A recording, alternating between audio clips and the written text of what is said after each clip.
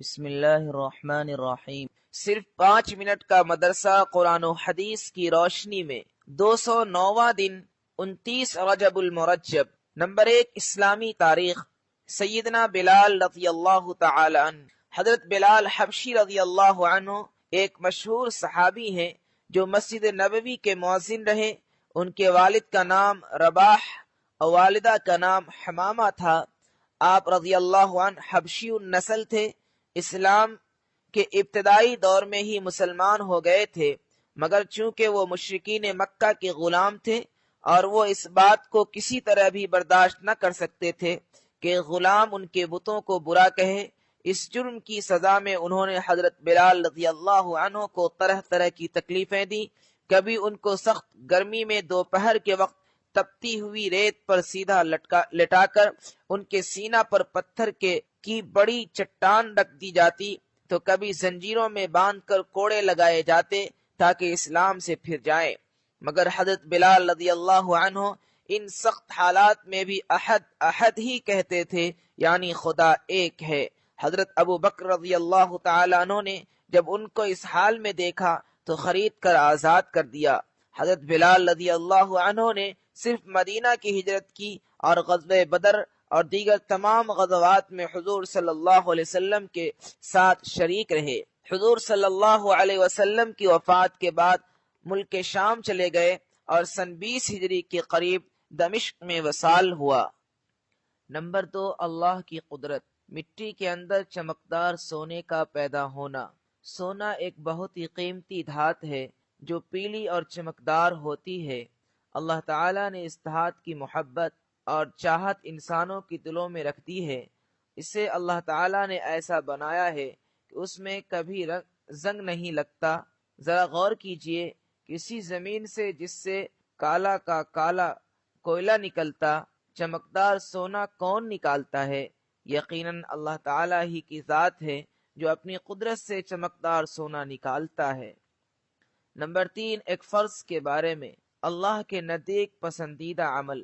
ایک آدمی نے آپ صلی اللہ علیہ وسلم سے عرض کیا، اے اللہ کے رسول، اسلام میں اللہ کے نزدیک سب سے زیادہ پسندیدہ عمل کیا ہے؟ آپ صلی اللہ علیہ وسلم نے فرمایا، نماز کو اس کے وقت پر ادا کرنا، اور جو شخص نماز کو جان بوجھ کر چھوڑ دے اس کا کوئی دین نہیں ہے، اور نماز دین کا ستون ہے۔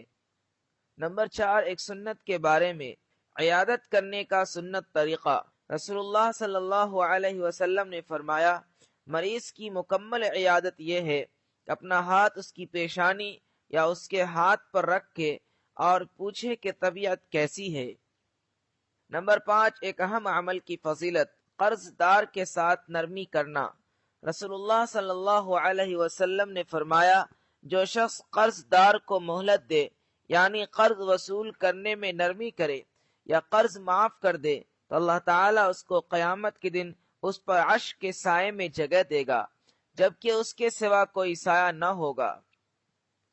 نمبر 6، ایک گناہ کے بارے میں۔ مسلمان کی بے عزتی کی سزا۔ رسول اللہ صلی اللہ علیہ وسلم نے فرمایا، جس نے کسی مسلمان کی غیبت کی اور اس کی غیبت کے بدلے میں ایک لقمہ بھی کھایا تو قیامت کے دن اللہ تعالیٰ اس کو ایک لقمہ جہنم سے کھلائیں گے، اور جس نے کسی مسلمان کی بے عزتی کی اور اس کے بدلے میں اس کو کپڑا پہننے کو ملا تو قیامت کے دن اللہ تعالیٰ اس کو اسی قدر جہنم سے پہنائیں گے۔ نمبر 7، دنیا کے بارے میں۔ مالداری اور فقیری دل میں۔ رسول اللہ صلی اللہ علیہ وسلم نے فرمایا، اے ابو ذر، تم مال کی زیادتی کو مالداری سمجھتے ہو؟ حضرت ابو ذر رضی اللہ عنہ نے فرمایا، ہاں۔ رسول اللہ صلی اللہ علیہ وسلم نے فرمایا، کیا تم مال کی کمی کو فقر سمجھتے ہو؟ فرمایا، ہاں۔ پھر رسول اللہ صلی اللہ علیہ وسلم نے فرمایا، مالداری اور فقیری دل میں ہوتی ہے۔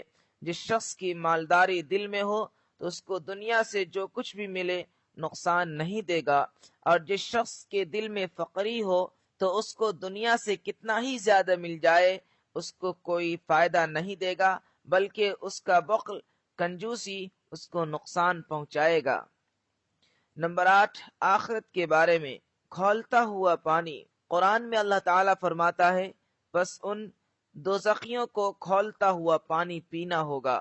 فائدہ: حضرت ضحاک رضی اللہ تعالی عنہ فرماتے ہیں کہ یہ کھولتا ہوا پانی کہ جو جہنمیوں کو پلایا جائے گا اس وقت سے جوش مار رہا ہے جب سے اللہ تعالی نے آسمانوں اور زمین کو پیدا کیا، اور یہ پانی اس وقت تک جوش مارتا رہے گا جب تک کہ دوزخیوں کو پلایا نہ جائے اور ان کی سروں پر ڈالا نہ جائے۔